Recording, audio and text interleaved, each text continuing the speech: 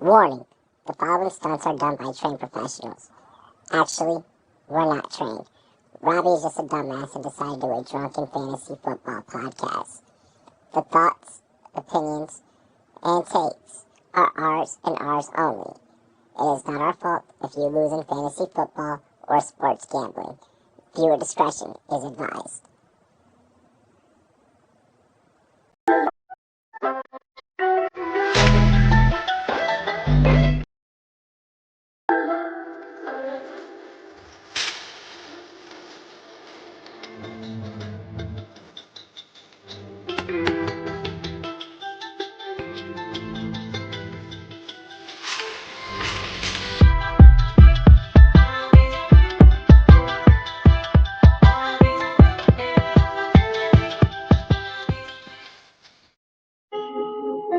Another shot, she'll love me again.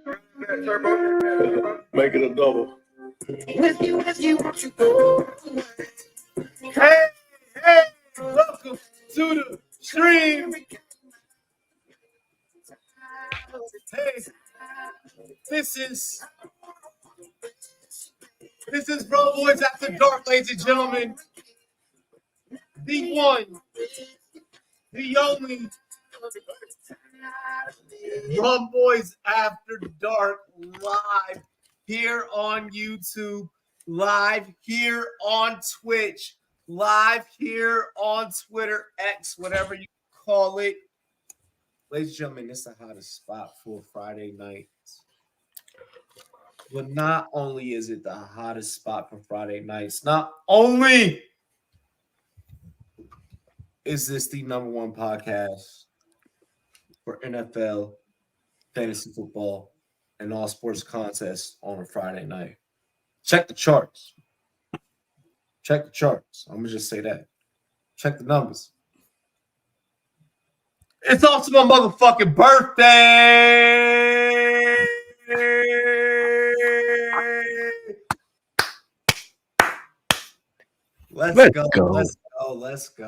Let's go. We probably could have done a couple of different things for this episode. We probably could have planned a couple of different things, but we ain't worried about none of that.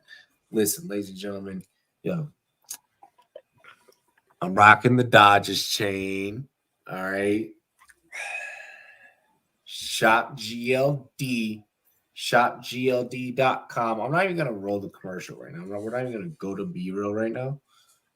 Because I'm just gonna pull a funk flex right now, and I'm gonna just let you know what it is. ShopGLD.com. DM me for a promo link. I already got y'all. It's purely exclusive. We're gonna get y'all discounted. We're gonna get y'all iced out.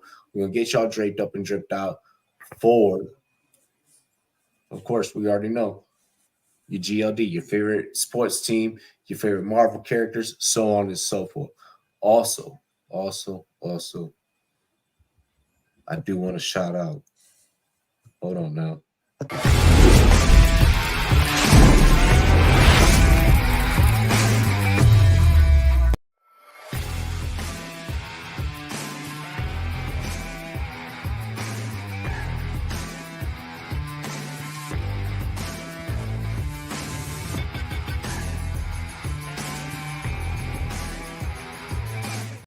That's right, ladies and gentlemen. The Fantasy Football Expo. It is going down this year. Party with the Rumboyz, live in person. Also, the little birdie may or may have not have told me that a podcast that features me and my other light-skinned brother down below may or may not be returning for a season 2. Oh my God. Oh my gosh. Make sure you guys check out Big Guy Fantasy Sports Network. Check out Big Guy Fantasy Network. All right. It's going down. Shout out to homie Bob Lung. We are going to do season 2. We are doing season 2. It is going to be popping. It is a thing. It is official. So let's get into tonight's show. But before we do, Taco, how do you feel about hearing that live on air, brother? I think we about to bring it back, but better than ever. I remember last year we was showing people how to win. We was hitting numbers. We was talking Tank Dell before Tank Dell was a thing. You know what I mean? I'm loving and liking what we could do this time around. And Mike, don't you even? I was on that bus super early. Our waiver wires, our waiver wire episodes were definitely infamous, along with the consistency show. That show will be cross streamed, will be on both networks. So make sure you guys definitely be on the lookout for that. That show is definitely in the return, along with the negotiations for other shows to be going down on the network as well on other nights, or sometimes even on different times on the same night. So be on the lookout for the full in-season schedule. Enough about the Rumboyz Fantasy Network. We do have another guest that's backstage. Ladies and gentlemen, Hey, it's your What's up, boy, my boys? Raj. Happy birthday, Robbie. How's it going, Thank boys? you, thank you, thank you. My guy. my brother. Hi, Raj. What I up, Mike? miss you. I miss you, my fellow bearded bastard. Facts. Oh my gosh, I got a beard today. I'm in the crew. that Barely was stubble. vile. That's small compared to us. I mean, this has been a week. It's a week. Celtics need to chill. Listen. First off, I hope that everyone is having a better day than Caitlin Clark getting snubbed from Team USA and And the let's Dallas. Oh That's God, right. cry me a river. Cry me a river. Yeah, right. Oh, so are we doing Justin Timberlake songs this week? Last week was Yeah. Britney. This week is Justin Jeff, I Timberlake. appreciate it. Oh my gosh, Mike, that was not the intention. Make sure you guys share the content. Share the content. If you were my girlfriend. Hey, listen, really quick. We just went live. We've only been live for about 7 minutes ish. Let's get to the top of the X charts again. Last week we charted. We were at the top. Like by the time we wrapped, like we were at the top. Like middle of the show, we were at the top. Let's do that again. Make sure you guys share the content. More importantly, you subscribe to the YouTube, like, comment, and subscribe. Turn this plaque into a silver play button. I would greatly appreciate all of that. Blue Jays, hey Robbie, hope you're doing well, my guy. You planning on following the Euros at all? Yes, we will be having coverage. We are working on that. We're trying to get a lot of things behind the scenes nailed down, honestly. The next 2 hours are going to be a wild time. Yes, they are. Yes, they are. We'll see what happens with, super chats, donos, all that good stuff. You already know when you don't know. You already know, though. Make sure you like, comment, subscribe if you don't know. Once that first dono drops, you guys are gonna be in for it. Whoa, happy birthday, Robbie. Yes, greatly appreciate it. Bomba Glad. What's good? So Blue Jays, Leafs up in the chat. We got Jeff up in the chat. Let's see. I'm trying to catch up to this as quick as possible before we get into topic one. Hi Luke, what's good? What is good? This show is better than Caitlin Clark, Skies, and Mel Gibson. Holy shit! Oh! Oh my God. Yo. I don't even want to get into that. When she doesn't win Rookie of the Year, it's going to be a very interesting conversation out on the streets. Angel Reese put up an amazing performance, by the way, recently. Her highest rookie performance. So shout out to Angel. As an Angel Reese fan, I'm all on that train. But that's not what the fuck we're here to talk about. Let's get to the first subject and bring sexy back. To the first subject. What would have been the cover athlete of the night? Yeah, it was already made, and then I forgot. But in the words, it would have been Angel Reese. In the words of a great street poet, it's a real nigga's birthday. All right. Cheers to me. Cheers to you. All the wrong boys and girls want to do dilly. Top, I was hoping you would have said instead of me. That's why that picture. That's why that picture was very, when I realized I could get that picture. It was very right on each point. Woo! Definitely on point. Woo! All righty. Let's get into the first topic. Can you believe that I have a golf? You have a golf tonight. You have a time tonight in the middle of the dark, in the middle of Colorado. What's wrong with you? It's illuminating. Well, during this week, actually yesterday to be precise, Jacksonville Jaguars quarterback Trevor Lawrence got a massive, for him and what we were thinking on last week's episode, Massive deal. Jaguars and Trevor Lawrence reached an agreement on a 5-year, $275 million extension, including $200 million guaranteed, $152 million at signing. We talked about it last week, boys. Let's circle the wagon. Good deal, bad deal. We know Tua is somewhere smiling. What do we all make of this? Mike. I'm letting Raj go first because he wasn't in on this. I'm starting off. Okay. I mean, at this point, has Trevor Lawrence proved that he deserves fucking $50 million a year? I don't fucking think so. No, like you're paying, but okay. At this point, is that what you're paying for a mid quarterback? Like, is that the market now? Like, I don't know. If it is, it is, and I'm not excited. I'm glad he's not paying for a fucking quarterback right now. Bro, I mean, eventually we'll have to, I guess. But why? Who thought that was a good idea? Right? Like, you just signed Josh Allen to a huge contract. They actually got solid value on that because I feel like the edge market's gonna blow up next year. And then you give that contract to T-Law. I'm not a fan of it. So really quick. What up? To strengthen your point. All right. And this is also before Taco goes. I love that Mike kind of reverse this shit. Win-loss. 20-28 Lawrence. 19-29 Mac Jones. Daniel Jones. Oh, Daniel Jones. Completion percentage 63.8, 63.1. Total yards 12,204, 12,014.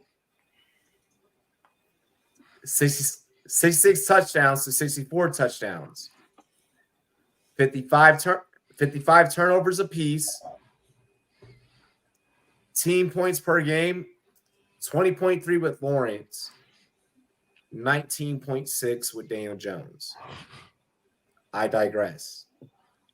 Yeah, I mean, I think we all saw the comparison on Twitter today, and it is what it is. I mean, Daniel Jones got overpaid too. Fuck, like I at agree. this point, I mean, I don't give a fuck.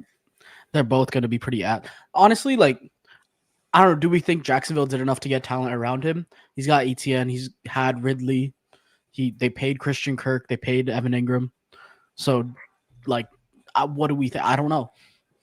Right? I don't want to divulge too much into that conversation because I know that the perspectives of Taco and Mike are going to That's true. be different on that. There's So a reason I let Raj go. I want to let Taco go. Yeah, go for it. Mike, I already know what the fuck you're thinking. No, Just no. go down in your background for a little bit. No, it might go. No, that's not Robbie. I was letting Raj know. I know. There's a reason I let him go. Hey, Yeah, I love you. I get it. I want to touch you. We don't do that here. Dan Schneider does not produce this show. Go ahead, Taco. So you're telling me Trevor Lawrence is the highest paid player in NFL history? No, Wait, he's tied with what? Burrow. We're not. Okay, excuse me. We're not Tied with Burrow for the highest paid contract in NFL history. One of four quarterbacks in NFL history. Stop. Not the highest paid. Tied with Burrow as the highest paid. No. Stop. Mahomes got $500 million. It's Who? The restructure Mahomes' deal made Mahomes is still king of the crop. Yeah. Mm-hmm. It's just per year. It's different. You got to look at the numbers, Taco. Per year is what we all look at. So what? Daniel Jones got 40? But that's not with the bonus and whatever else he gets, like 40 So or Lawrence 35. Lawrence is getting 55. Yes. I'm not trying to lean too much into what Mike is going to say, but there's some reasons why this is justified. So hurry up and spit your shit.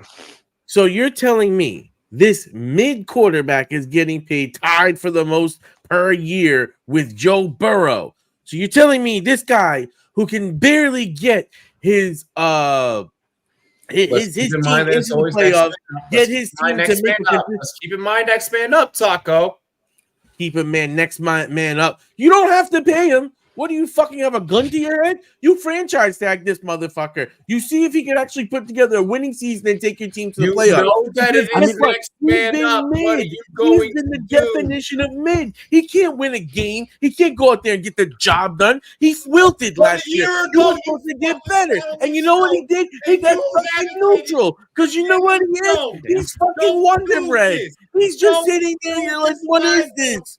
Look, I got bread. Social media television. Don't you fucking do this, Taco. All last year, I was calling Lawrence out for being trash. I was bringing it up to Mike.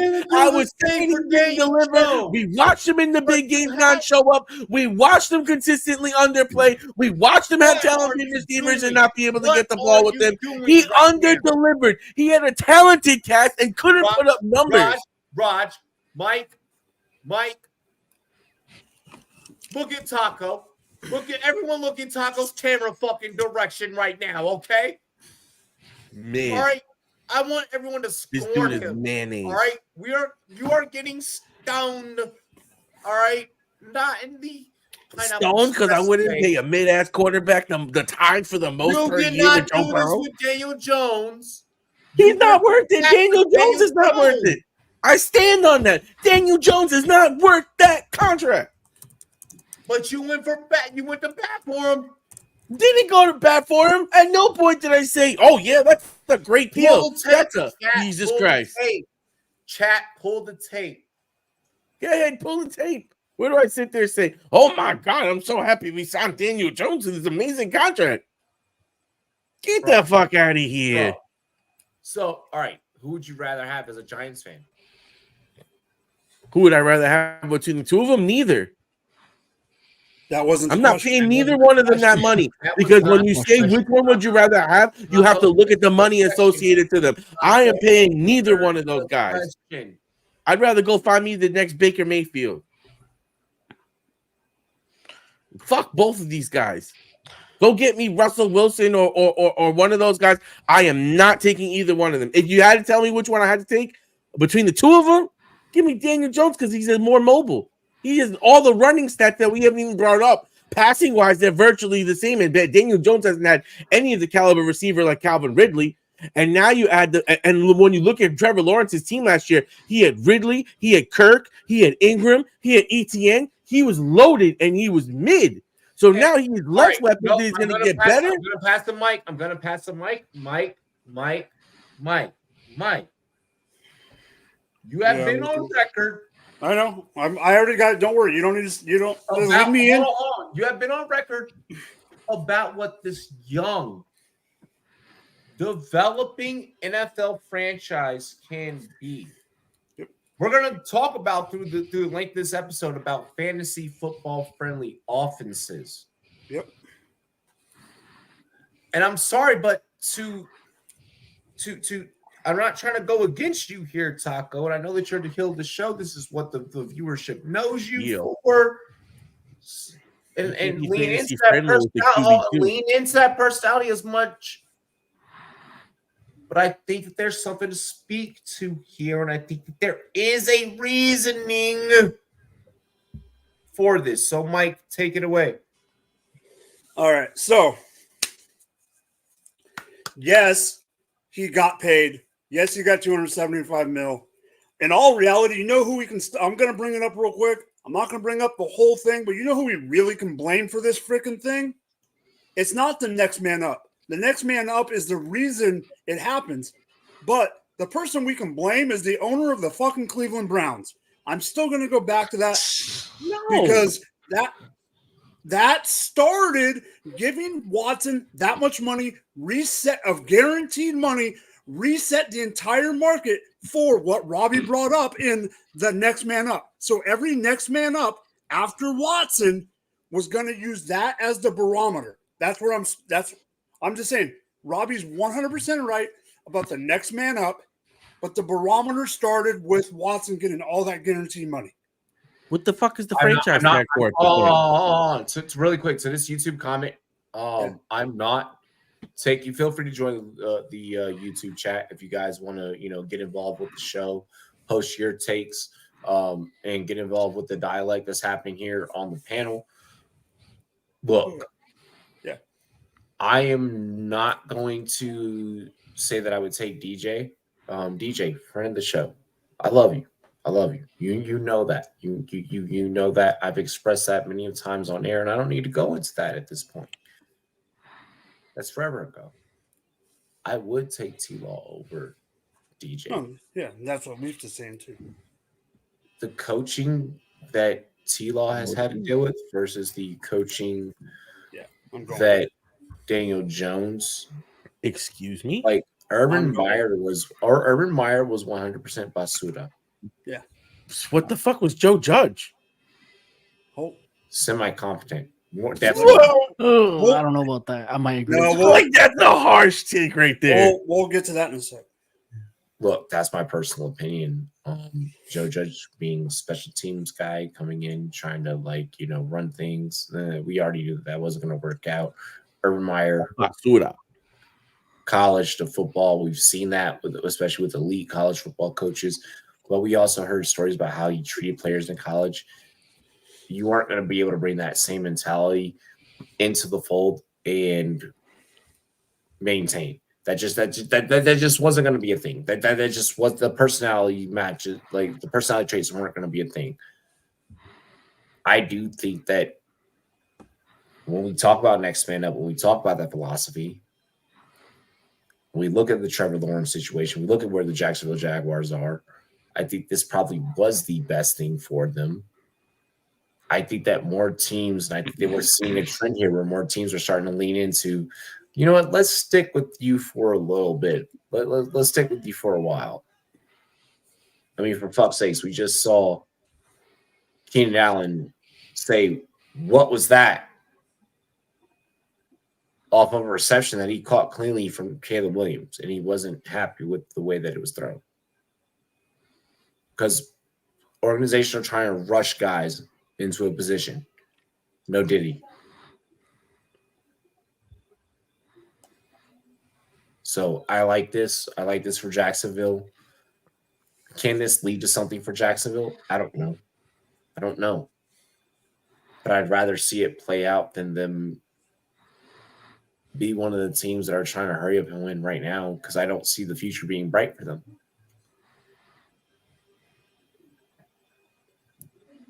Raj, you come from a franchise that builds around quarterbacks and builds around their strengths.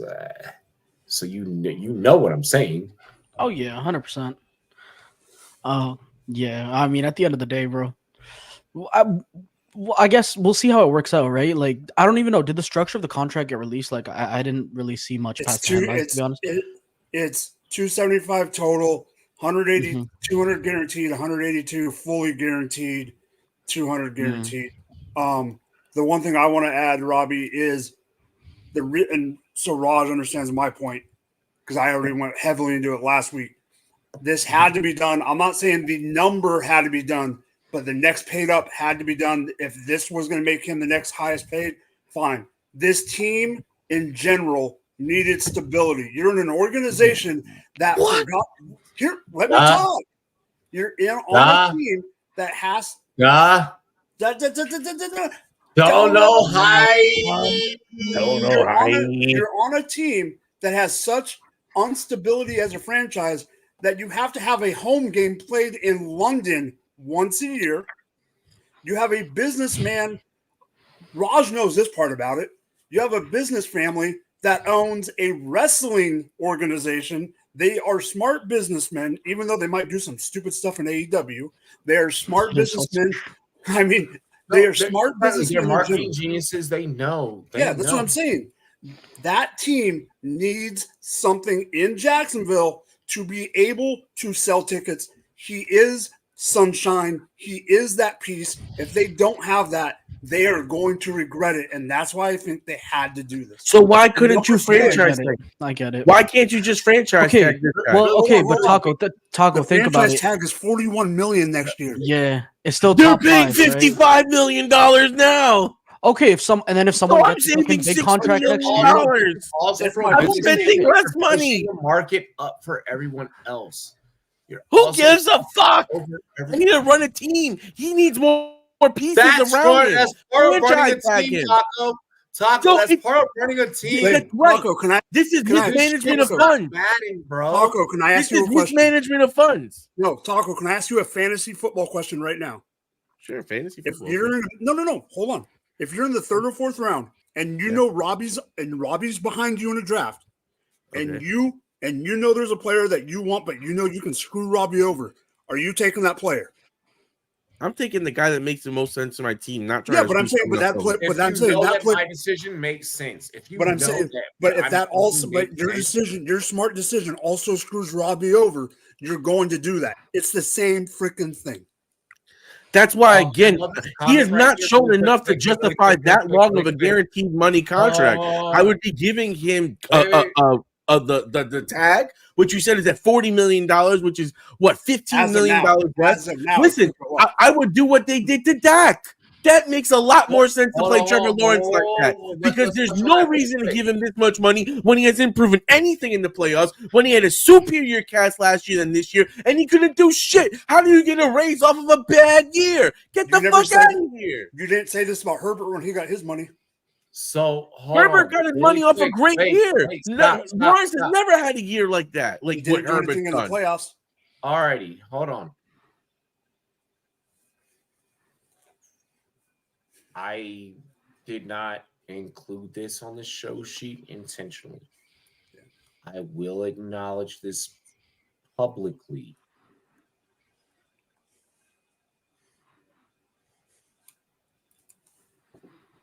It's looking like possibly 60. Yeah. I only know a number. What makes me think that this could maybe be like a 2-3 year type of thing?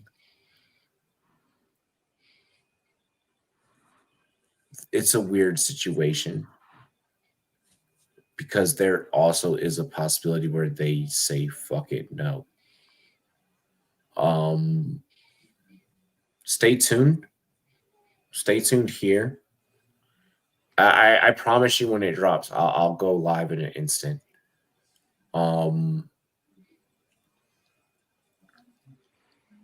It's weird. From what this YouTube channel knows, it's weird.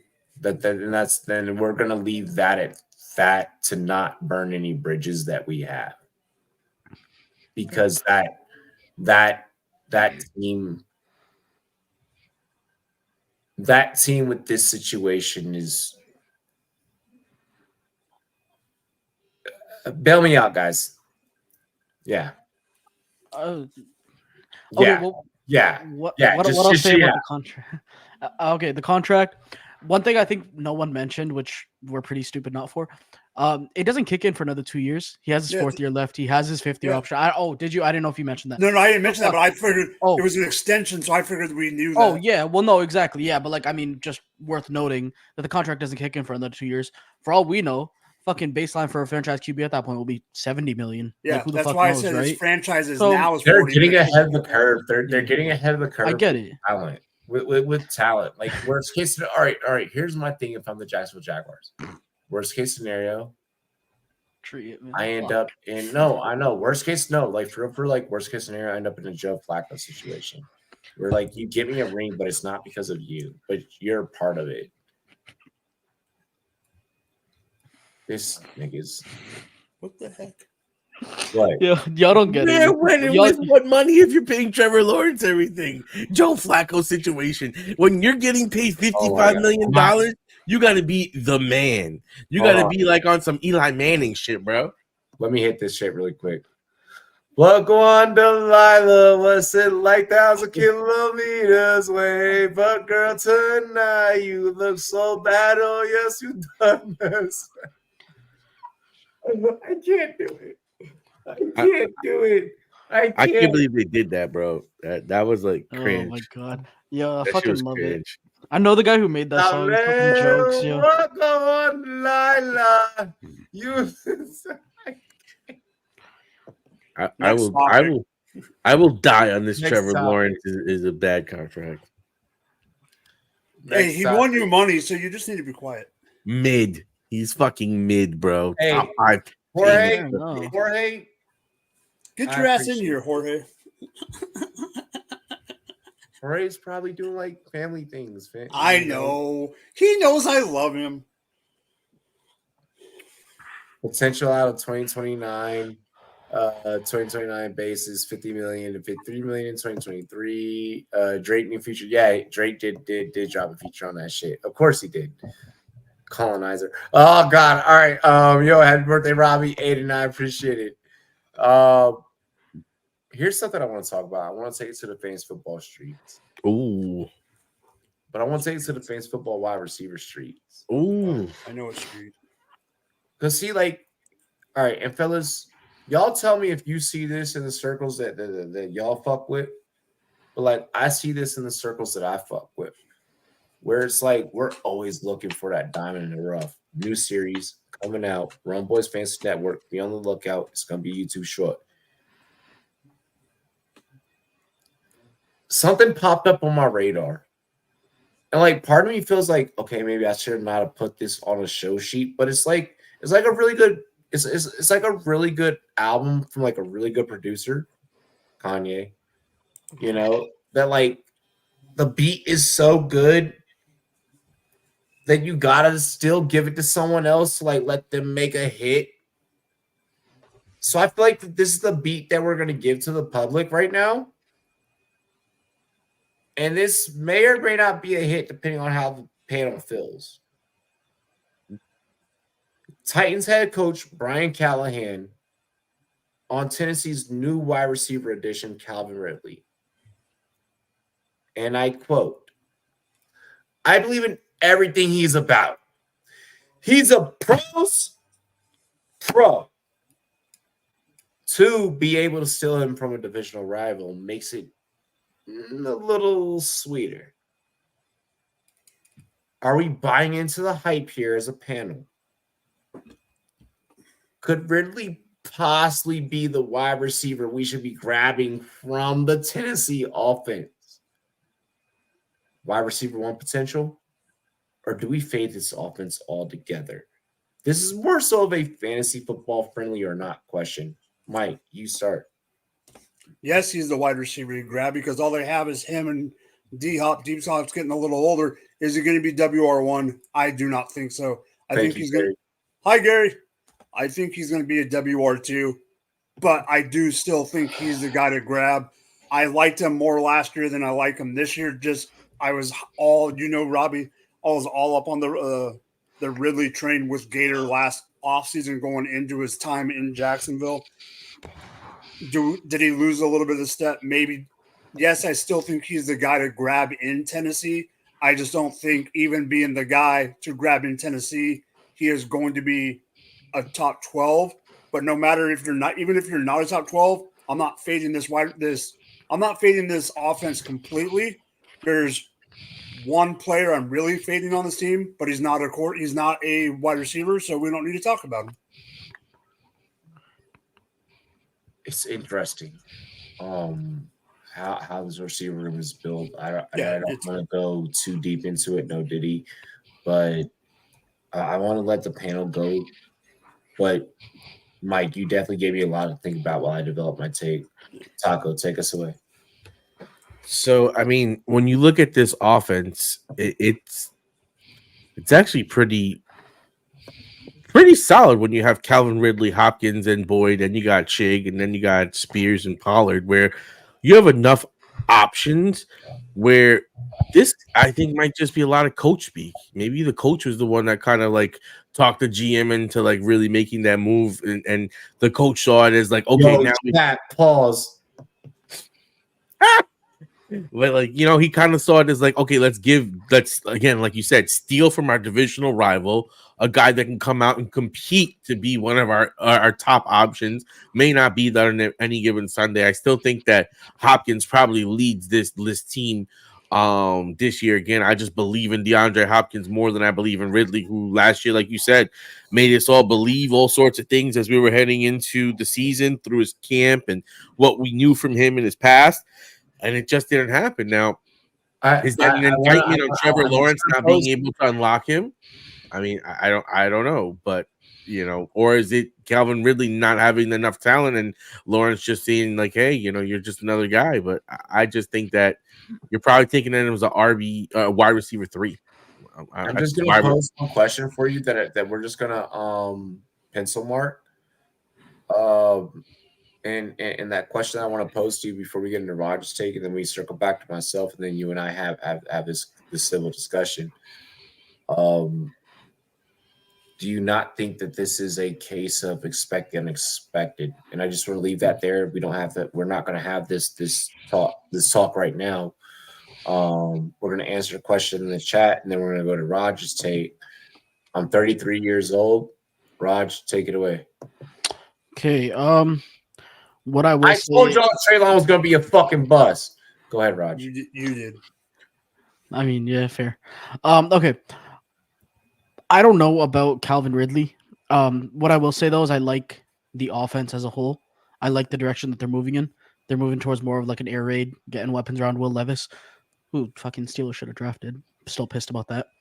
I like Will Levis, and I think he can definitely get. It's hard to say more out of Ridley than T-Law was able to. But like I said, it just depends on the way the offense goes. They got a new OC. They got, Tony Pollard. So they're moving away from that Derrick Henry hard mouth, like hard nose, just run the fucking pound the rock football. Obviously Pollard we know is more of a pass catching back. So if they go towards, like I said, more of an air raid scheme, I would take Ridley as a WR2. I'd be okay with that. I think that, and I appreciate all of you gentlemen for your takes. Beautiful work by all of you. I think that something that'll help myself personally, for me to be able to develop the conversation a little bit further is if I could do a little bit of map over map of Hopkins, Ridley from Jacksonville. Let me get everyone's maps from last year. Matt Harmon, if you got them, hit me up. Let's talk. I know that you got them. I think that would probably be a good exercise for fantasy managers when evaluating this decision without looking at that data and without looking at that material. I feel like I would lean more so towards a Calvin Ridley. I think that's where my heart lies. I think that's where I feel like when I look at the X's and O's of what this offense could be in the passing game, albeit it being heavy. I feel like the passing game this year for Tennessee has to be heavier, and I feel like this offense can be more fantasy friendly than what we're all expecting, which makes me actually want to buy into Ridley where I can get him. See, I see it a little bit differently in the fact of I'm not saying it's not going to be a fan. Well, it's going to be a friendly offense, but I think that you might see more out of Boyd and you might see more out of Chig that brings Ridley to the point where he won't be able to justify a W2 on his consistency. There's just too many options where Raj says they're going more air raid, more open guy, more playing the matchup, more saying, hey, this is the week that we're going to work Boyd. This is the week we're going to work Chig. This week we got Hopkins. Everyone's kind of touching them based on the defenses. I don't think that playbook is developed enough. I mean, they're deep now. To be able to support that. I don't think that playbook is developed enough to be able to support that. But Robbie, let me add one thing. The one thing I just looked to make sure I was right before I said it, and I forgot to bring it up in my tape. The offensive coordinator they hired was the passing game coordinator for the Jaguars last year. He had Ridley last year. He was the one that wanted to bring him in. Yes. Yeah. Yes. So, no. And that was kind of one of the things I kind of alluded to. And they signed him way before they signed Boyd. So they had a plan for him and then added Boyd to the offense. And that's another thing too. We know that Boyd is a player and is a receiver that if he's open, he can take away. I think he can fit 32 offenses in the NFL. Yeah. Yeah, he can fit any scheme. So I mean, it's a very unique situation. It makes the guys more boomer, but like the offense will be good, but the guys will be more volatile. I feel like. But this also leans into kind of what I'm saying here is that when we talk about diamonds in the rough, and when we talk about fantasy football friendly as a whole, I think that this offense is more fantasy friendly than not, and I'm willing to buy into the narrative that Calvin Ridley could potentially be the one out of this offense, with maybe Hopkins being the two, and then typically, as always, what we're used to on this YouTube channel, what we've always preached on this YouTube channel about this particular player is Tyler Boyd being the 3. And I'm willing to play that hand. We're here to win championships. We're here to help people win championships. But how about this? Fuck will we not do this? How about this? You take Boyd a little much later because he gets a lot less targets, and one of these guys goes down, and all of a sudden you're looking at a guy that's played up into the 2. Which, and from a game 3 standpoint, if I'm in a big field tournament, that is definitely something that I would attack. I mean, but if I'm in a 12-man league, small field, we're talking small field here, then I feel like I could run Calvin Ridley naked. ugh. I don't need a stack. I feel like I could consciously, when we talk about wide receivers that you could run naked, I feel like I could run Ridley as a 2 by himself. No Diddy. Ugh. I tried that last year and it hurt. Real quick, Shaden's question there. He was OC at UNLV, and then before that, receivers coach in Oakland or Vegas. Vegas, yeah. Yeah. Yes. We are aware. Yo. Hi, John. One blood.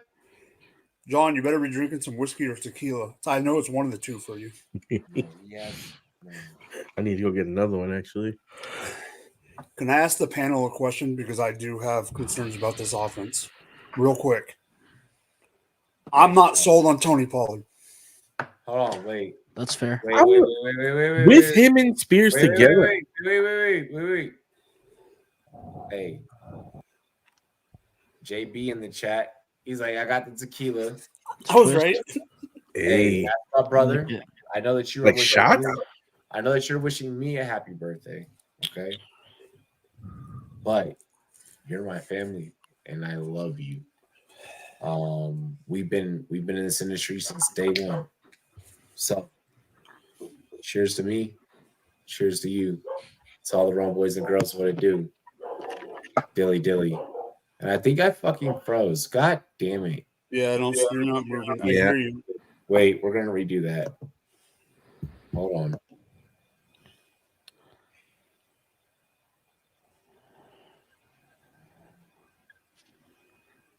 He just wanted an excuse to drink again. Well, I mean, Sounds what about you were right. saying is, I don't love Pollard, but I don't hate Pollard because Spears, I think, is pretty nice too. I think it's going to be a timeshare. Well, I like Spears. I'm just saying I don't. Yeah. I'm not sold on him being the one. I appreciate Yeah, I mean, Spears will probably get the goal line work if anything, right? Please. Sorry, y'all. My little brother just fucking pulled hope up so. too. I was like, no wonder that should happen. Hey, really quick. So the same words still remain from my homie JB in the chat. Cheers to me. Cheers to you. All the Rumboyz and girls want to do. Dilly. Yeety. Yeet.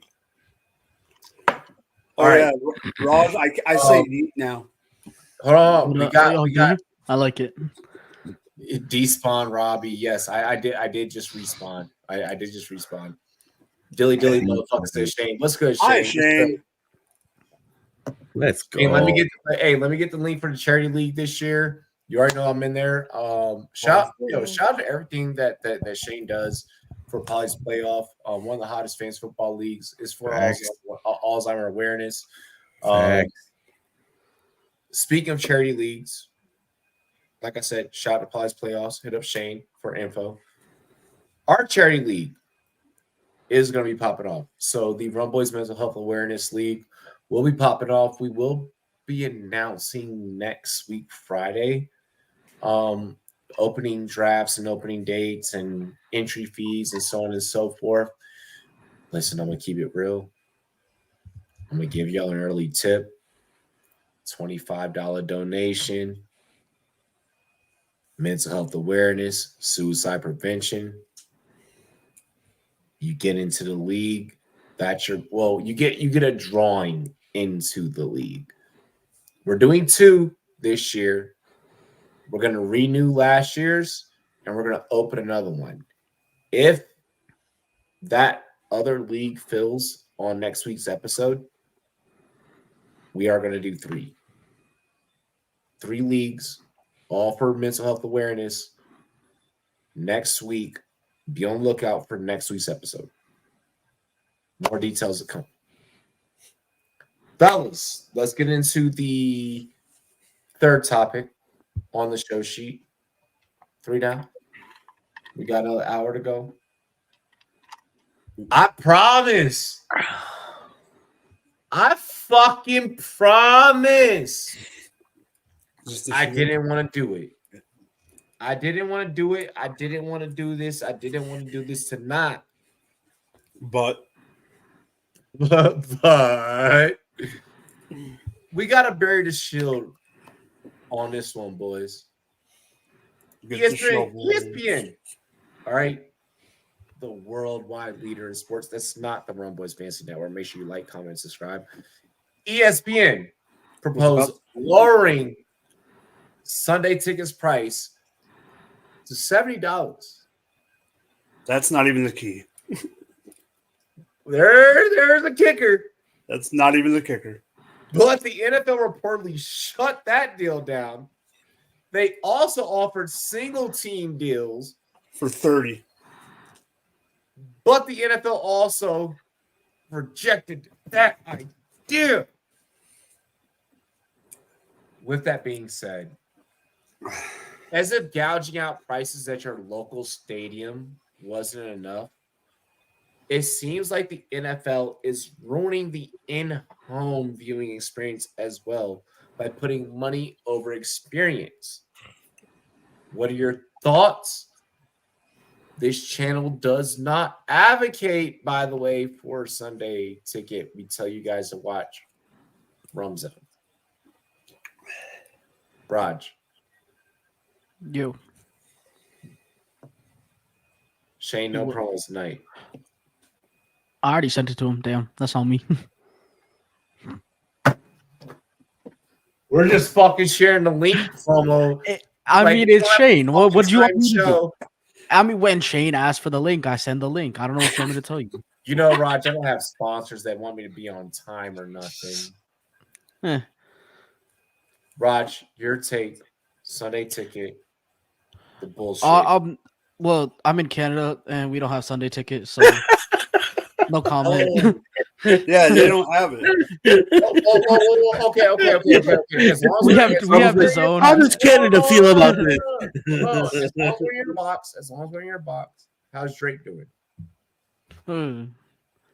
That's it. Just yeah. Taco, take us away. I mean, from an NFL standpoint, I mean, I get it. You kind of like want to force the price of your product up. You don't want to give the consumer another option. You want to force them to buy your higher ticket price. It's kind of like, you know, the small, medium, large kind of thing. You start giving people too many options and you start, you know, maybe introducing some more customers, but maybe more customers push down, which then lowers your price. Because as it is, if you're going to see your team, you buy the whole ticket. It doesn't matter that you only got it for one team right now. You buy it for the ticket. So how much money do they lose by dropping that down? And then how much do they gain by new people coming in? Is that an offset? Is that even worth experimenting with when you've kind of hit a spot and, you know, you got the bars that buy in, you got all these different people that already buy this ticket from a standpoint, it like they say in that one movie, is the juice worth the squeeze? And I don't think it is. Wow. Wait, you know what? You just gave me so much trauma there by saying that because boss used to say that. Fuck you. I can't help it. I'm just the boy next door. I almost wanted to lean across this screen, nigga, and just like deck you really quick. Yo, Goku. Taco, come here. Wait, Put what him do you up. want, Put him up. Hey, 3, 2, ready?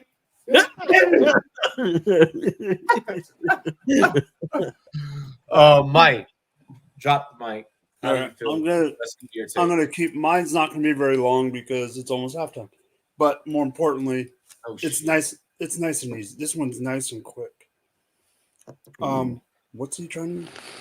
Streaming wars. I can't even see that. Facts. Yo, Leafs Tree on Twitch said streaming wars is the demise, and I agree. It's like some Autobots like Decepticons.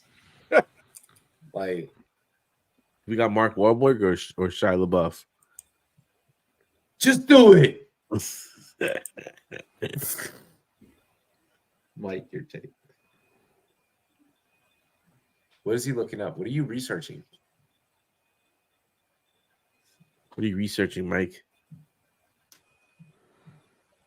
Is he frozen? I think no, he's. I don't think he is. Mike's frozen. I think it's on Blink. Yeah, I can see him breathing. Oh, yep. All right. Yep. All right. Well, we figured it out. All right. So Stream East. So what is Stream East? can we not? Chat,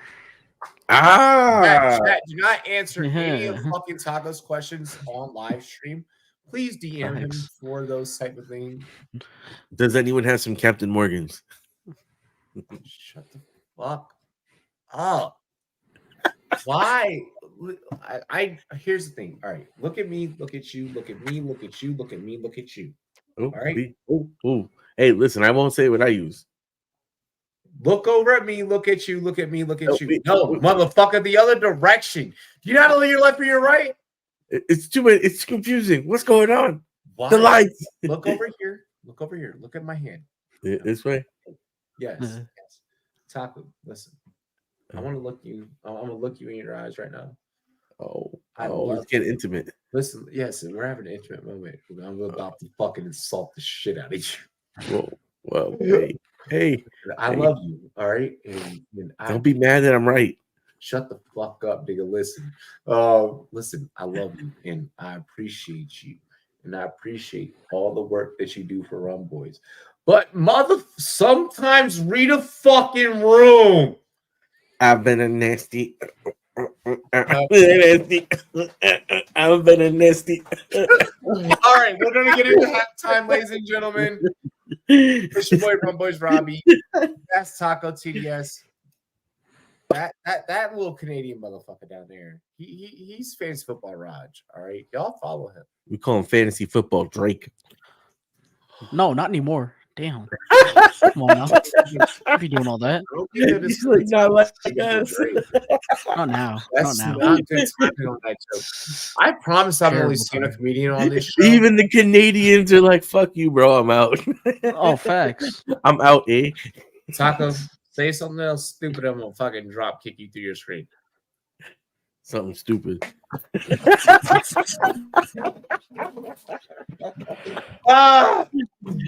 See, I told you I was gonna do it. You just made me make a mess.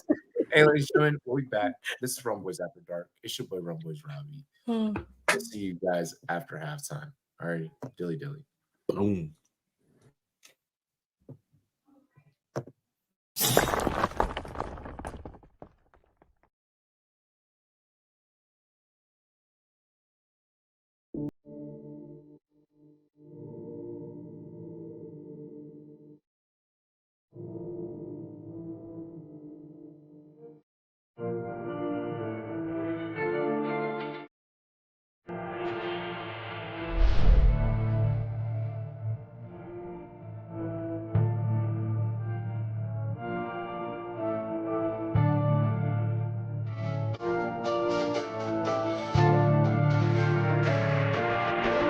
Just stick to the plot. Just stick to the plot. Just stick to the plot.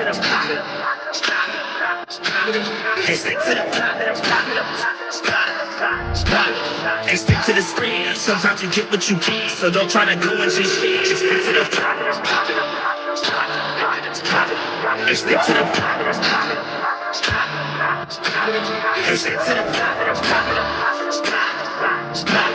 Hey, stick to the screen. Sometimes you get what you get, so don't try to do what you shit. It's kinda funny. You stick to the road to the riches and hope you don't crash like some dummy. To get to this money, you cut every piece of the pie to find out you sliced into an onion. Now let's change the subject. These niggas who think they got something, but actually they end up with nothing. It's fucking disgusting. I'm tired of the fucking assumptions. I'm about to blow up the corruption, so stick to the plan. When you lose it, gotta get it again. Keep it moving, never stick in the sand. Even when tired, like Michelin man, shit, I know I'm the man, so I don't give a damn about opinions. I'm racking up millions, you stacking opinions. She throwing it back in the back of the venue. Now we taking off in her man and his feelings. Now back to the business. Back to the lab with my niggas. Actually back doing laps in the trenches. It's my second home. I ain't have to go visit. I stay resident, embedded to living the life of a nigga. By day we just niggas. At night we the victim. The life of go get 'em, so I'ma go get it. I stick to my plan. I stay on my mission. Hey, stick to the plan. Hey, stick to the Hey, stick to the screen. Sometimes you get what you get, so don't try to go into shit. Just stick to the Hey, stick to the Hey, stick to the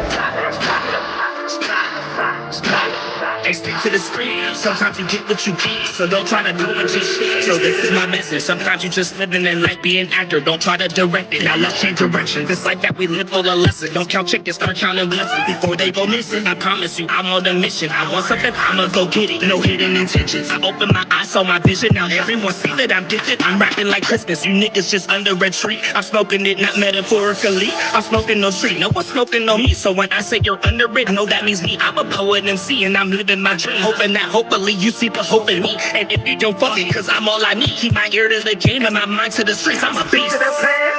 Stick to the number one mission in hand. Stay true to yourself and give your life meaning. And fuck their opinions, they won't understand. To get to the top, gotta give all you got. Only getting one shot, so give up or not until your heart stops. Gotta stick to the plot. Hey, stick to the plot. Hey, stick to the plot. Hey, stick to the screen. Sometimes you get what you get, so don't try to go and chase shit. Just stick to the plot. Hey, stick to the plot. Hey, stick to the plot. Hey, stick to the screen. Sometimes you get what you get, so don't try to go and chase shit. Just stick to the Hop out in Miami with no land, ain't got no understanding. Out of here, I'm burning, or turn me on, you can't understand it. In the club, posted up, they lit up, no matter where I'm standing. Drop CLD for the Cuban link, yeah, you see it there. Might spaz out on some taller shit, no on zero tolerance. Money conversations ain't hard to relate, it's hollering. See my net, they acknowledge it, good friend, girl, where you're not. Una minuta.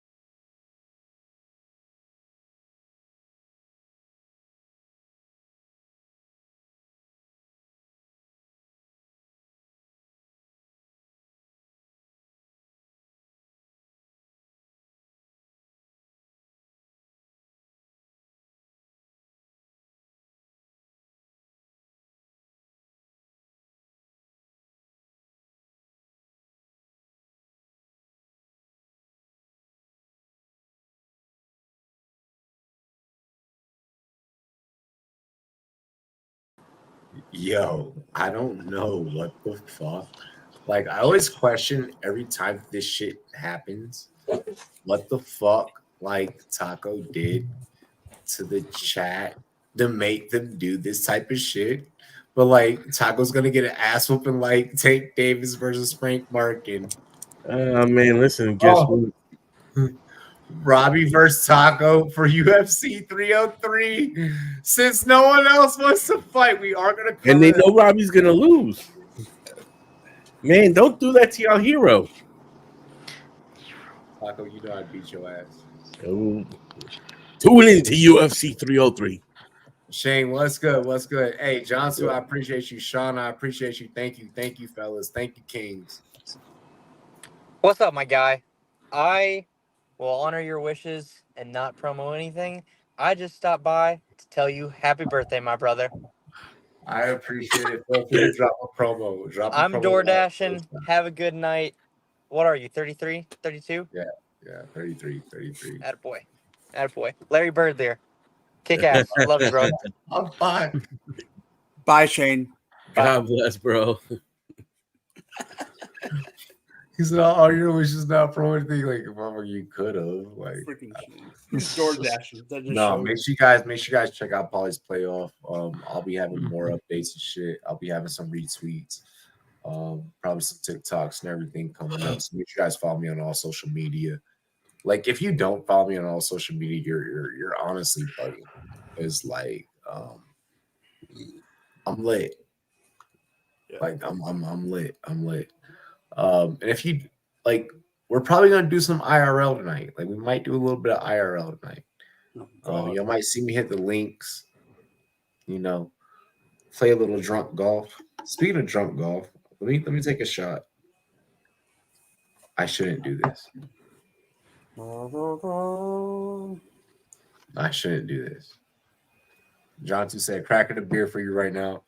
Yo, I appreciate you. You're. It's not yurt, it's yeet. It's you. I don't understand this yeet. You young generation and your new slang. I'm older than you, so don't It's say called this. Mike Young. That's I mean, yeet. Is that old? I do technically. Hey. I do want to keep it pushing P, so I want to get this episode like underneath the row. Yeah. All right. You push a T.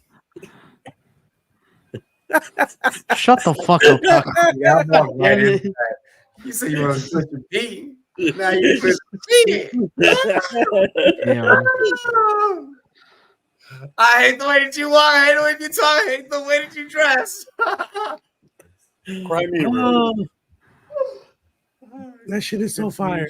You all the Rumboyz After Dark want to do, Dilly.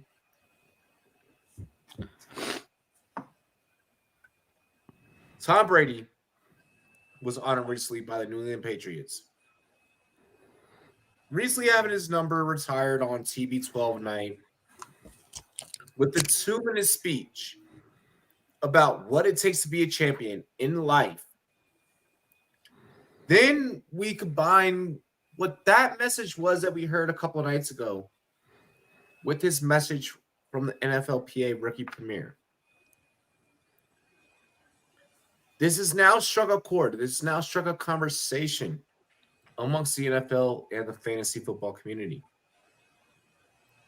Is it more so just conversation, or is it fear that is stirred? Will the modern generation experiencing NIL, name, image, and likeness, and a society about promoting a player, will this generation be able to understand a team-first concept like Brady is preaching? Or are there any concerns following the messaging from Brady? It's a compelling conversation. Mike. This is the greediest generation that there ever has been. Plain and simple. You says what? It's the greediest generation of player that there has ever been. Yeah. Period. People are, and I mean that in multiple ways. You're not going to have the team-friendly deals as much. You have players that you're going to have, and rightfully so, you're going to have more, and I think we and you have talked about this off camera. You're going to have more players stay in school stay that extra year, get that extra NIL. Where in Dynasty, I know Taco, you're not as much in Dynasty as me and Raj and Robbie are. But Raj, one of the things that you talk about in Dynasty with certain positions is the age that they come in the NFL is a big deal. Absolutely. I think that is going to change a little bit because you're going to have certain positions like QB that if people stay, of course, they're going to be a year older or whatever. If more people do that, that's going to change the narrative. When they go into the NFL, I don't think they're going to be as team friendly. I do think they're more greedy. I think the NIL has to do with it. I think the generation has to do with it. It's instant gratification. All right. Let me pull your flag. I'm going to pull your flag. I'm going to pull your flag right here. Your Kansas City Chiefs have seemed to figure it out. And per stipulations, your quarterback does fall underneath that Gen Z characteristic. To me, he's right on the edge of what I'm of what I am classifying. Let's not shy away. Let's not shy away. I'm not.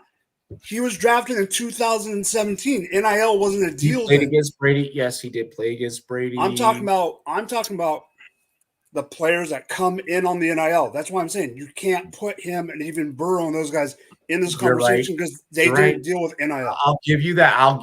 Okay. That's fair. Just to defend your I'm just saying the players that I'm specifically talking about are the players that started the NIL and forward. So Caleb, Jaden, these guys, Bryce Young. This is kind of Bryce. This is an indictment, CJ. It's an indictment on them. And I mean, and CJ has spoken to this and has said that, he learned this from Brady, and that's why he's trying to structure things in his career the way that he's going to moving forward. So it's interesting to kind of hear that side of the coin as well. Raj, how do you feel about this? I mean, Brady's messaging, there's a point to it. I don't know. I'd say there's a point to it. Yeah. I mean, and we saw Brady do it multiple times throughout his career, right? Taking less money for the Patriots to be able to sign, players to build around him and whatever, right? So with that being the case, and I mean, there isn't many quarterbacks who do that, right? At the end of the day, people want to make their money, whether they win or not. They're in it for themselves. That's just that's human nature, in my opinion, more than anything. As for newer players, I mean, I do think NIL makes a difference, right? Like you think about someone like Caleb, he's making less money this year than he was last year, right? Being in the NFL as opposed to being in college. It pissed off Keenan Allen. Let's not forget that. Okay. Oh yeah, 100%. And then even we saw it to a lesser degree with like Marvin Harrison Jr. Right when it came to signing, was the NFLPA agreement or whatever, something right with the whole Panini thing and his jersey and all that shit, right? So yeah, NIL does make a difference. Well, I just want to see. I mean, and NIL makes a difference even when we talk about CFB playoff odds. I mean, look at Virginia Tech. They're at plus 1,400. They were plus 950 a couple of days ago to make the ACC championship. I mean, yeah, like the shit fucking matters. Like this. 100%. But then you also look at people like, I hate to bring him up, but like say Shadur Sanders. I don't think he's gonna be I don't think he's gonna be a first round pick next year. But he's making a fucked. You think he will? It depends on how he plays this year, I guess. But he's making a fuck ton in NIL. It goes to NIL is going to build him up to a point where you're going to have a team is going to be forced. I could see it, right? Whether he's deserves to be a first round pick or not, I could see him being one, I guess. But yeah, I think NIL. I agree with Mike is probably the biggest determining factor into these players wanting more money or being greedy or whatever. Once you get a taste of the money, you want more, right? And it's just kind of one of the things that no one is looking at is how having early money is going to affect these young guys that are going to make it into the NFL. How long are you going to be able to do? But like even then, though, there's not a ton of guys who say like second round, third round picks who are making a ton in NIL either. Half the guys who are getting these opportunities come from neighborhoods like I do. Oh, 100%. And it's the 0.01% of players like Caleb, like Marvin Harrison, who are making more in NIL than they are going to be on the rookie deal. Yeah. So it really depends. But then in the same breath, you also have guys like fucking. I'll bring up the Sanders family again. Shiloh Sanders, kid grew up in a gated neighborhood, fucking like didn't have to worry a day in his life, and he'll be a late round pick, so he won't be making the type of money a first round pick is going to be making, right? So, what do we think about that? I mean, it's going to come down to a situation of how you're going to navigate your business. You're developing pros, you're developing entrepreneurs at a faster rate that has ever been produced before. And I'm sure that Taco will be able to appreciate that take. Because you're preparing these guys to handle money at a very young age, which is super important. I wish we all had this opportunity.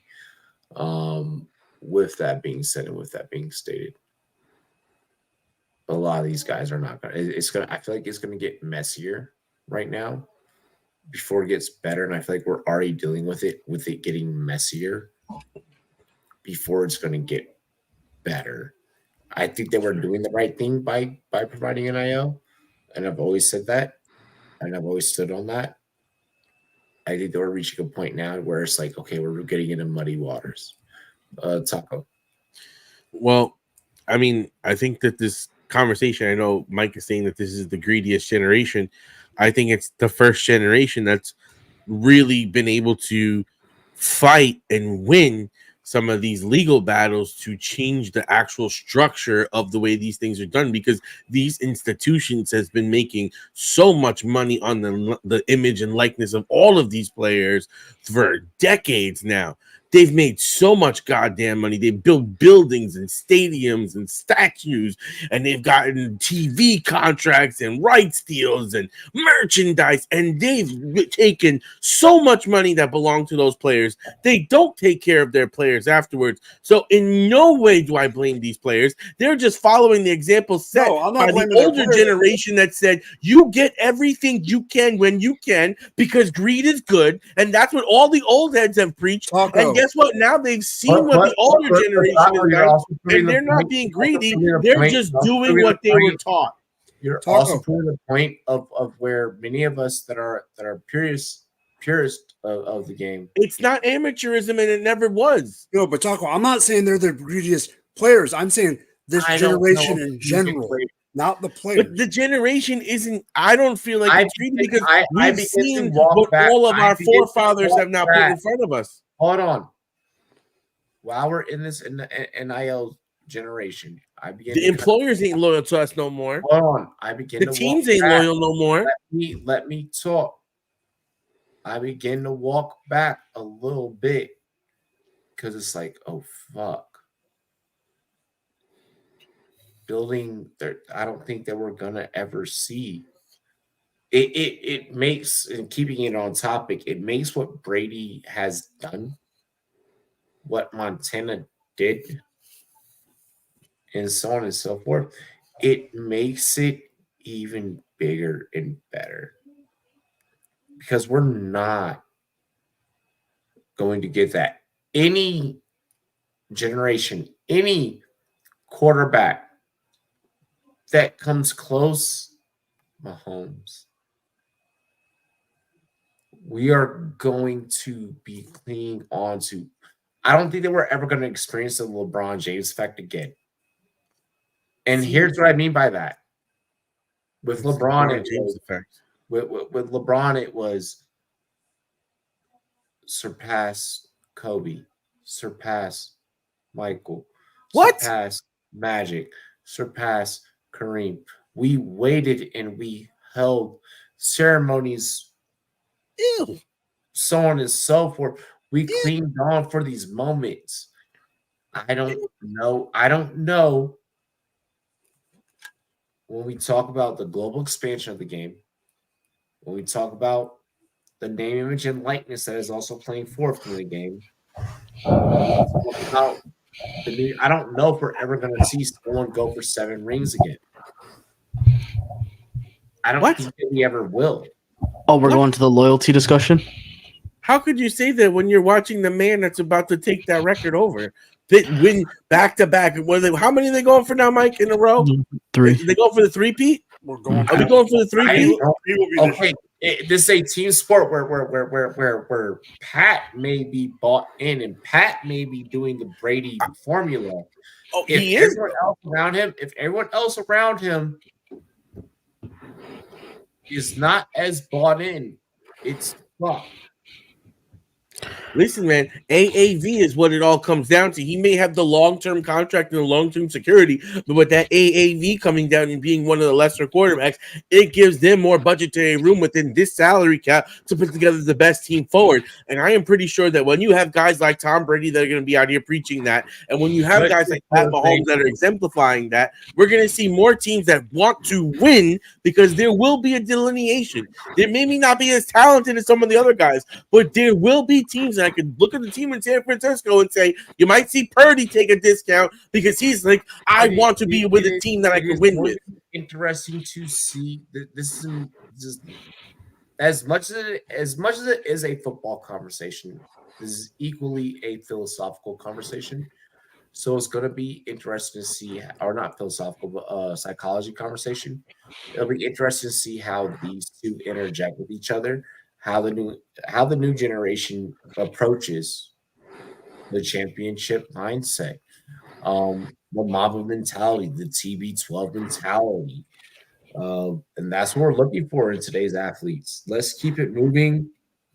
We are 83 days away from NFL season kickoff, and in true June fashion, I feel like it'd only be right. Listen, they've already been getting their backs kicked in.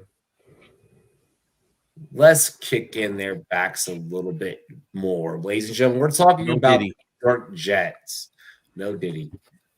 Head coach Robert Saleh and leadership qualities seem to not be synonymous with each other in the same sentence as of lately. When interacting with the media, a lot of I don't know has kind of been the response. Hassan Reddick still needs to have a deal done after being brought over during the offseason, and communication about your veteran quarterback's whereabouts, Aaron Rodgers, are kind of met with, is it inexcusable, unexcusable, excuse, yada, yada, yada, seem to be floating in the air. Are we witnessing early signs of a potential non-fantasy football friendly offense here? And maybe even some potential of a divisional bottom dweller when we talk about NFL future betting. Taco.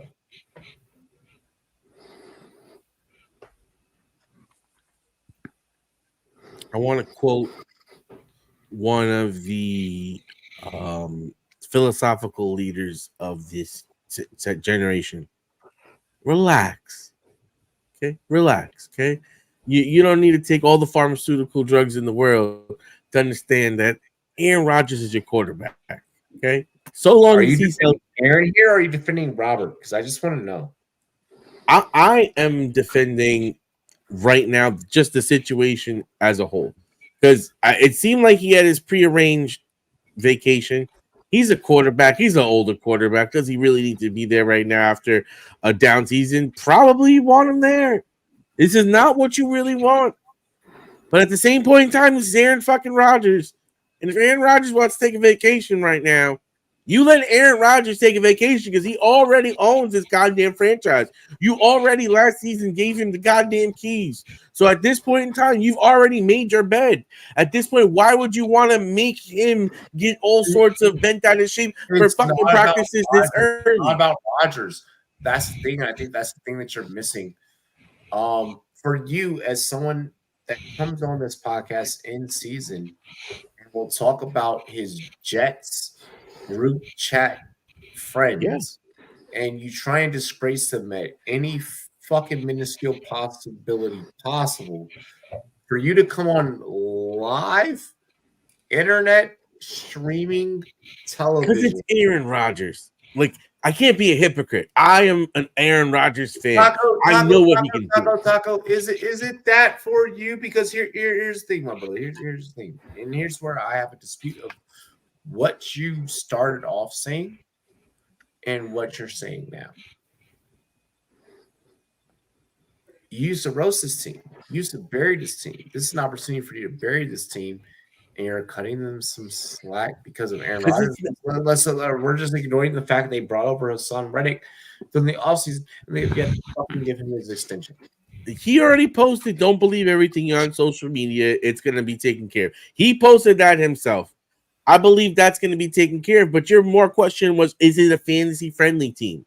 And that deals with Aaron Rodgers. Breece Hall being the only possible component being pulled in the first 3 rounds. Only in the first round, honestly. I don't understand how all of a sudden now Garrett Wilson is not an elite talent that last year was going awfully high. Okay. Garrett Wilson the second. Give me Garrett Wilson the second. Okay. So now you're talking about a wide receiver and a running back, and that running back is going in the first round more than likely, or second round. That wide receiver is going in a similar spot. You still got Mike Williams there, who's pretty legit, and I believe they have another weapon at wide receiver as well. They drafted a rookie, right? They drafted some rookie that they were like, oh my God, we must get him. So I'm pretty sure that this offense has enough components. Just say when your team is not on fire, you're going to defend the other team in your state. No. All I'm saying is that this offense has potential. You're talking about two players in the top 3 rounds. 2 players in the top 3 rounds. Rod, your turn.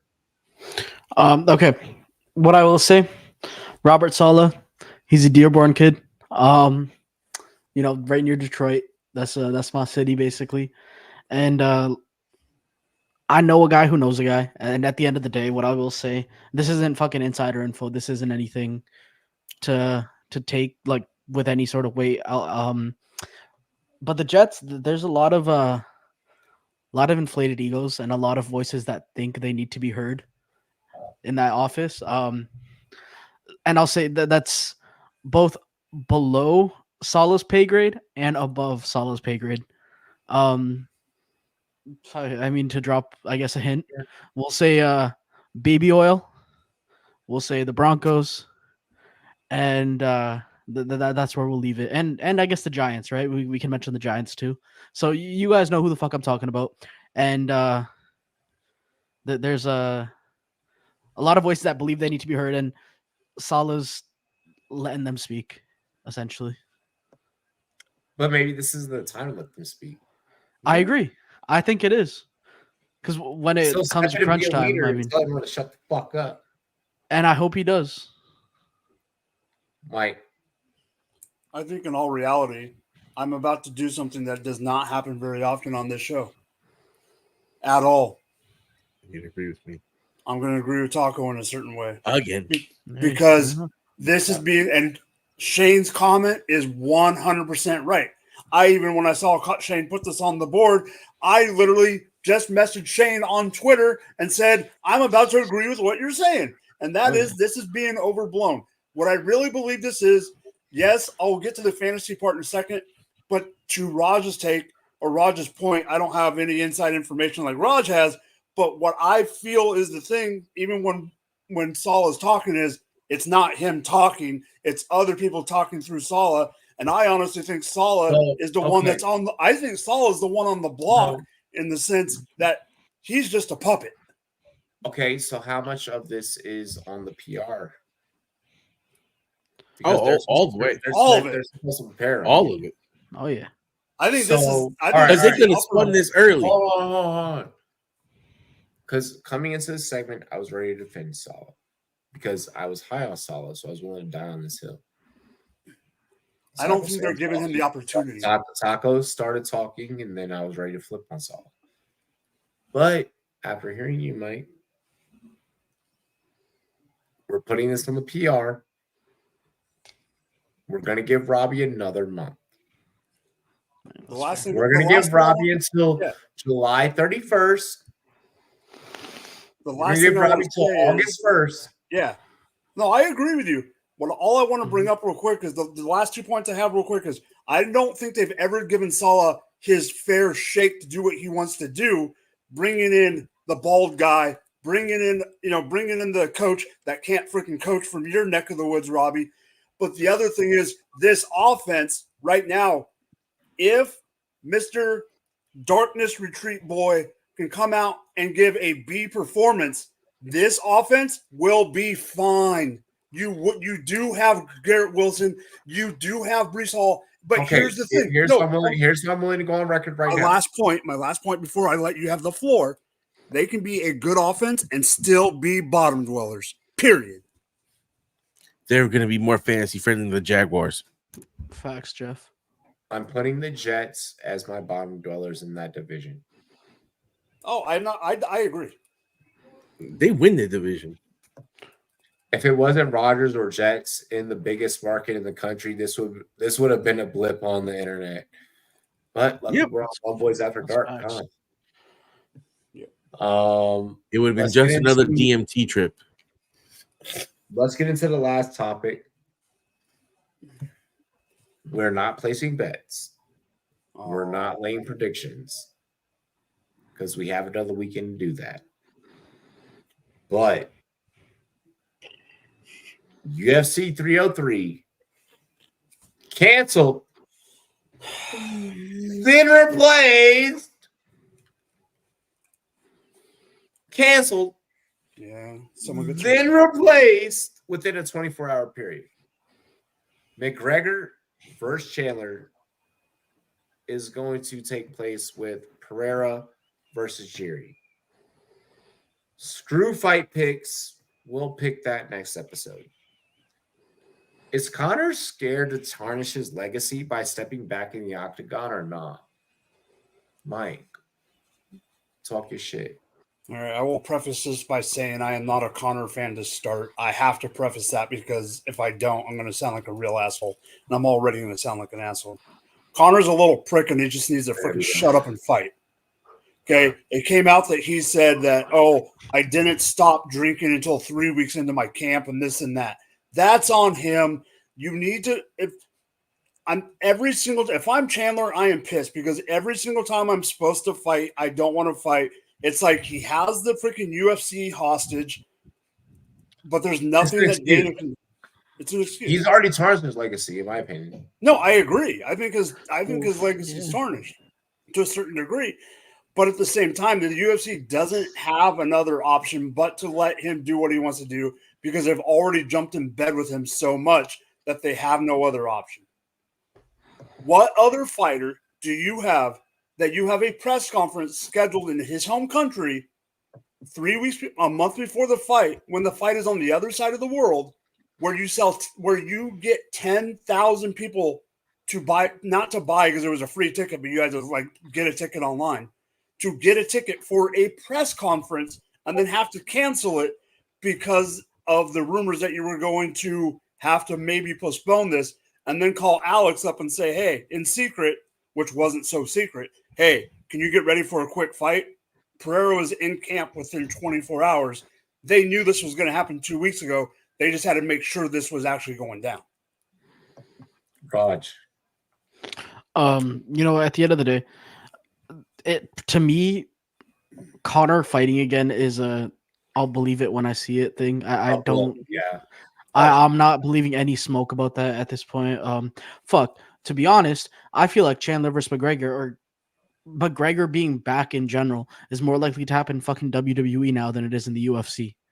Right? Like, goddamn. Like, honestly, I'm over it. We've been waiting for fucking years at this point. Hey, Raj. I don't even care. I've seen enough of Conor. But Raj, the one thing I will add to this that me and you know, and I don't know if Robbie I think does, but I don't know if Taco does. That's more likely than ever. So it absolutely is. Real quick, to Raj's sake, I am tired of seeing Conor. But for the sake of me having a personal fight night at the crib where I can put the fight on the TV and I know people are going to come over and I can resell that, UFC, leave me the fuck alone. Suck my dick. I would love it. But we're not going to get that same factor. So, I mean, Pereira, Jiri, I'm still going to bet it. What I was anticipating was doing a live stream for the McGregor. I'm tired of coming I'm more excited about the co-main. I'm more excited about the co-main, which we'll get into next week. Yeah, it does. It does exactly. Well, we'll get more into it next week, but yeah, I'm not excited, and I'm done on it. Taco, close us out. Well, I mean, I think Conor McGregor over the last couple of years has become more of a circus and clown show in MMA than an actual fighter. And what I really hate is that Michael Chandler now has been on the sideline for so long because I loved watching that dude fight. Like his pay-per-views were fucking must-see TV. That man was a fucking brawler. And I get it. He's waiting for like the big payday because when you get Red Panty Night, you fucking take Red Panty Night. You know, Red Panty Night is like 3 different fights. But the question is, will McGregor even get himself back into the ring and back into shape? He took so long off because, I mean, we all have speculations on why he did. And, you know, some say that he needed time to clean out and, you know, lean out and recover from his, you know, catastrophic injury, which, you know, by all means scars a lot of fighters. Like he had a really bad injury to his leg. It's not like some injury he just had. He had a bad injury.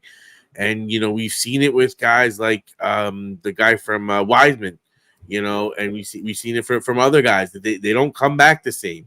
And, you know, I can get, you know, maybe he doesn't want to come back, but then don't sign the contract. Don't put this in this situation where you have a guy that's literally not fighting now for almost 2 years because he's waiting to fight you, and you just keep on fucking around because you're afraid to get back in the ring. You know, if you're afraid, go the Ronda Rousey route. Just you know, pack it up. Go like you said to one of these wrestling organizations. You can talk the talk. You can talk a lot of shit. You'll have some fun. You'll have some viral clips. But you don't belong in the ring with the Warriors out there. And I just really feel bad for Michael Chandler because again, this man was okay. He lost his last fight, but every time he fought, you were like, yo, this man could win this fight, like even no matter what. And I want to see him to get back and try to fight for the title and keep pushing up. So I'm really upset that I can't see Chandler fight again. Oh, definitely. It's one of those. It's one of those like we're all kind of asked out situations as fans. Bet on the next best thing as a betting fan. Might Perry kill Jake Paul? Stay tuned. Yes, the answer is yes. Wait, Mike Perry and Jake Paul are fighting? Well, Jake Paul can't fight Tyson, so now it's Mike Perry. Exactly. So yeah, I heard they were. I thought it was supposed to be Ryan Garcia or whatever. There's been so many rumors. We're not. That's why we're not getting into it. Not official, but it's official. Yeah. Okay, with that being stated, hope that everyone's night is going better, significantly more than the Dallas Mavericks. Did they blow it? I didn't even see the score. I haven't gotten there. They did not blow it. Safe to say they did not blow it. Yeah. No. Other than that, it's your boy Rumboyz Robbie. This is the crew. That's Mike. That's Raj. That's Taco. Cheers to me. Cheers to you. All the boys and girls want to do. We greatly appreciate all of you. Like, comment, subscribe. Turn this plat into a silver play button plat. Dilly dilly, y'all.